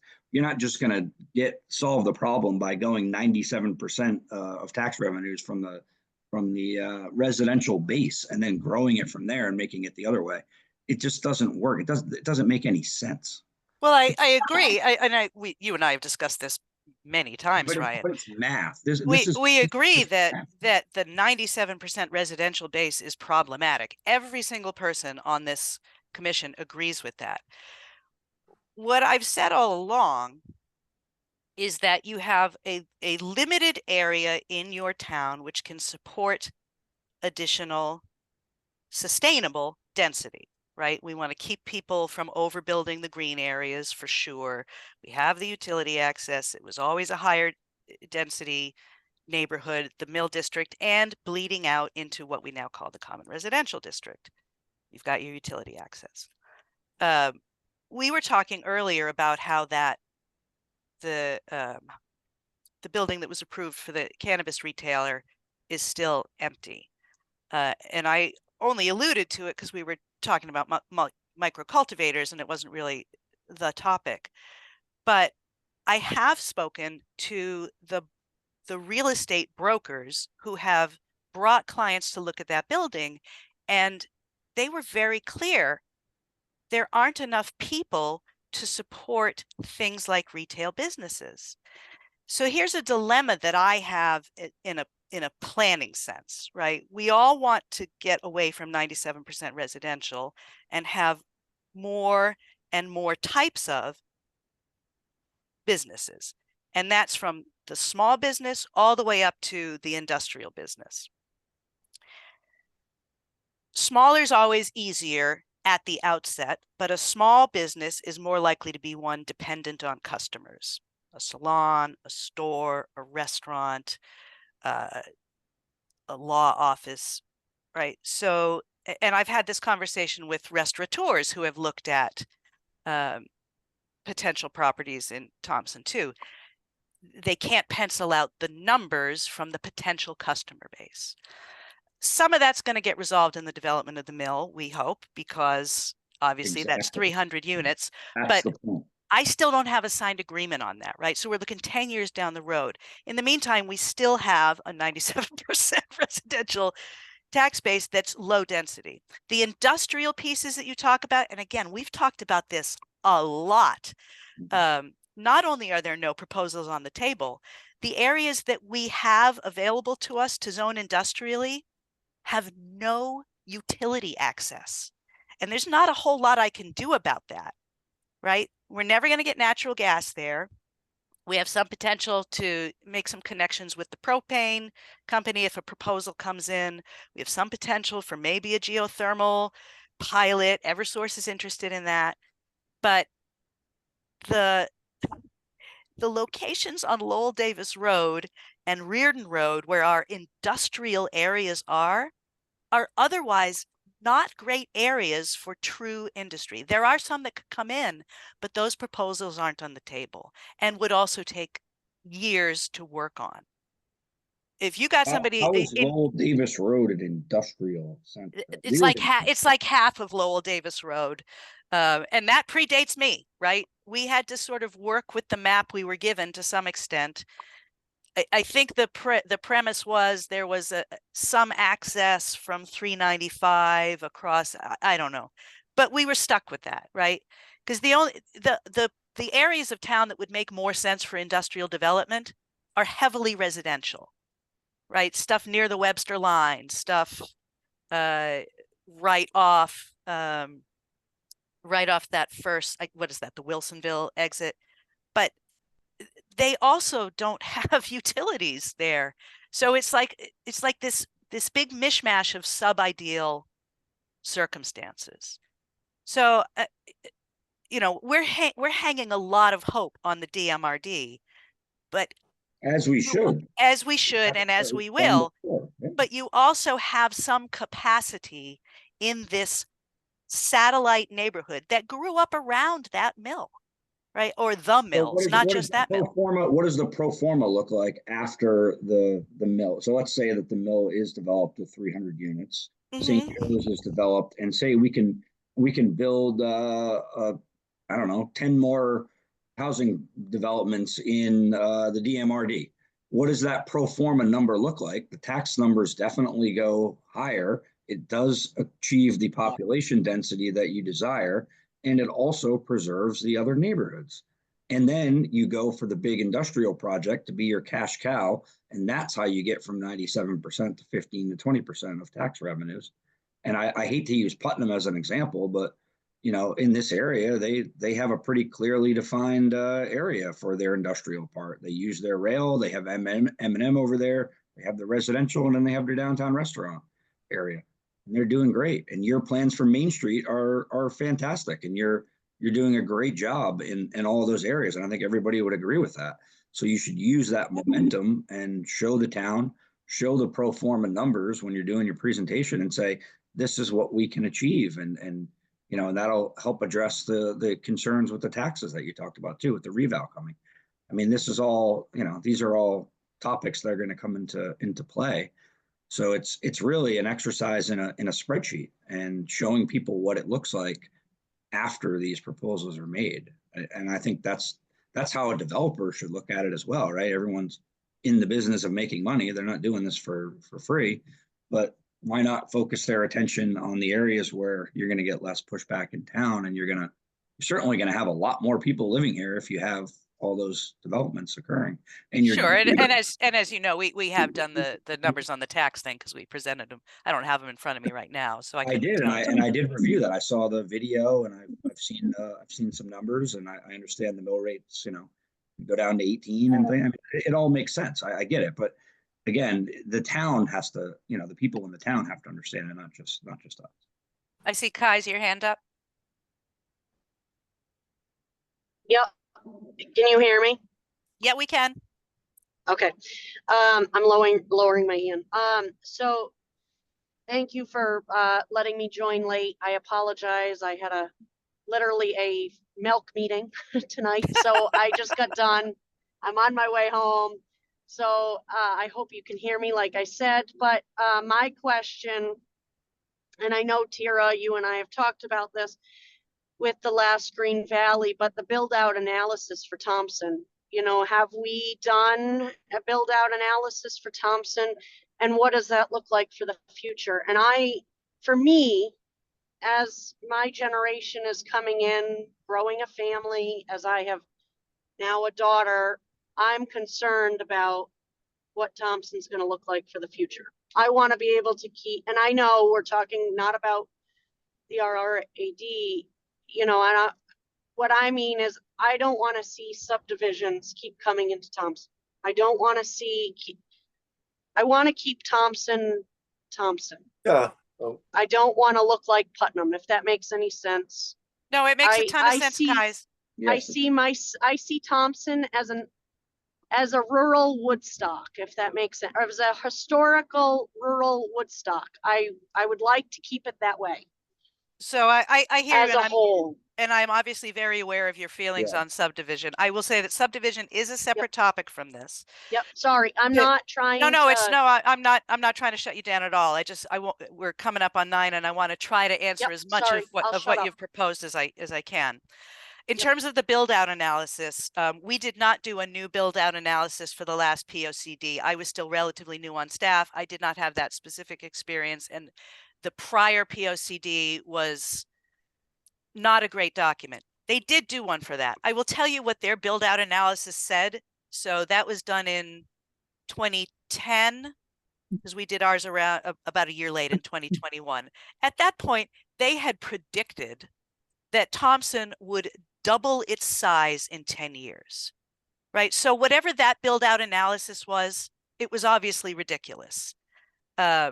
And I didn't want to approach it from that time at that time. Now, when the next POCD comes up, I will have significantly more ability to do a real build out analysis in the way that you have. What I can say in more general terms is that I am also very concerned about the suburbanization of the green space, which for our purposes, we can call the RRAD. When we did the subdivision regulations, which is obviously not this conversation, I tried really, really, really hard to get this commission to go all the way on some of the things that have been shown to be protective, still allow subdivision because you can't take people's rights away, right? They can choose to sell them, they can choose to give them away, but you can't take them away. And we got compromise in that, but it didn't go all the way. But a part of the ability to save those green spaces, and I will say it until I am blue in the face, because I know there are still people on this commission who are skeptical of it, is that in order to protect the 85% that is still semi-rural or agricultural and rural with a lighter suburban footprint, you have to allow your existing semi-urbanized areas, and by this I mean the routes 12 and 131 travel corridors, the DMRD, and to a lesser extent, and that's what we're discussing now, the common residential district, right? You must allow those areas to maximize their ability to monetize for private property owners, infill into smaller lots so you can get the neighborhood scale businesses that right now all of our money is flowing into Putnam or Webster because we don't have them. And also some of the mid-size to industrial and like the business development district, right? It's a puzzle that I've been trying to put together. And this puzzle totally depends on the buy-in from this commission, which is the regulatory body that decides on the regulations, and the community at large. But it also means some acceptance of some level of change from patterns that have established since the introduction of zoning. Some of the stuff that was introduced with zoning was good, and some of it was not good. And it isn't because people meant to be not good, but it got locked into patterns that did not help the town grow and grow, I mean financially, not in numbers of people per se, in ways that were sustainable and protected those spaces. So what you've had is you've had more house lots out in the RRAD and less development in the DMRD and common residential district and the corridor district, but that's where you want those build outs. But Vera, those are words and that's fine, but you need to have a build out analysis and you need to have a pro forma statement, just like any deal, just like the $250 million deal that I'm working on. You have to have pro forma numbers that show this. It can't just be a theory. You have to have, like a full analysis done on this and showing, and maybe you'll come to that conclusion, and that should be a part of a big presentation for the town. That's really how it's done. That's how business works. This is how, developers have to do models and sheets and figure out what their P&L is expected to be. This is how it works. So it's great that you think that, but it has to be supported by more than just lot sizes. It has to be supported by how much tax revenue is generated, and you have to think about the whole picture, and it has to be done on a spreadsheet. I'm sorry, this is not a verbal conversation that you can talk around. This is a numbers game, and I know how to do this because I know how to do this in industrial facilities. I've never done this on real estate. I never have. Could I? I don't know, maybe, but the mechanics of it are all the same. Bankers are bankers, and they do the same kind of math. So either you do it or you don't, but just do it in words. It doesn't work. Thanks, Ryan. So as we're a little past 9 now, it seems that my sense is that there is clearly an appetite to create a minimum lot size in this district. I've heard 10, 12, 13 mentioned by commissioners. I guess if we could just close with getting to one of those numbers, we can close tonight. That would be, I think, a win. Joseph, why don't you just do a consensus? I mean, well, that's what. I was just gonna say. Have each person say the sort of what they want, their number. Yeah, and I'll try to keep track. I don't have paper in front of me, but here we go. Just call us out, and then we'll give you, and you go to the next one, and it'll be easier. So this way, it gives you a chance to write the numbers down. Yes, sir. John, why don't you begin? 13,000. Okay. Ryan. 15,000. Randy. 10. Ryan. Just to be difficult, 13,068. Please give me a round number. It's exactly a third of an acre. So That's it. Good point, Brian. Thank you. Please give me a round number, Brian. 13,000. Sorry, I don't want to be yelled at. It's 904. Thank you. Okay, Brian, we got you for 13. Alvin. 13,000. Okay, Jane, 13,000. Ray, Kais, 13,000. Ray, 15,000. and I'm gonna go 10. We've got a majority for 13. Better than 4,500. Yes, it is. Oh, there's one more question I like to throw at you before, or we could put it off. Is that Cynthia mentioned about the structure size should be roughly 4,500 square feet? Was one of the other things with that. If I remember correctly earlier. Yeah, that's why I have my hand up, John, to say, are you going to address that tonight, or are you gonna put that off to another night? Well, we do the same thing. We'll just give a number, when he calls out, you can say 45. Well, I think you might want to discuss Yeah, I think that that's a in more longer depth. discussion. Okay. I will close with this statement. If you chose to go that, just be aware that none of the multifamilies in the common residential district would meet that standard. It- Obviously, you're not disrupting something that already exists, but It- when And that's those what we things wanna were do. built, That's- no, that's what you want to Yeah, do, Cindy. yeah, well, that's what I'm So this suggesting. this is gonna be a conversation. So let's Okay, Agree. All right, so Well, I'm going to just okay, drop a well, note in keep here going. that the consensus was 13,000. Give me a second to drop the note in. while she is doing that, I am going to move to adjourn. I'll second that. All those in favor? All right. Aye. Okay, thanks everyone. This was a good one. Very productive. Thank you. You're welcome. Do you guys want me to doodle the next one tomorrow? Or do you Yes, want to? please. Oh, Okay. sorry. But we're not gonna. I don't think we're gonna do another one in December, though. That's fine, Okay. I think. Yeah. That's Yeah, that Kai's, is sorry. I mean, with the holidays, do what you can. I mean, you're working around all our schedules, so just, I doodle pool, whatever you want to call it, in the next couple days. Yeah, let's get it set, whatever it is. Okay. Yeah. So when I redraft what we've done today into this rolling draft, I will accompany that with a link to a new doodle poll. You got it. Thank you. Wait, Thank you, everyone. All right, Good night, good everyone. night. Good night. Good Good night. night. Right.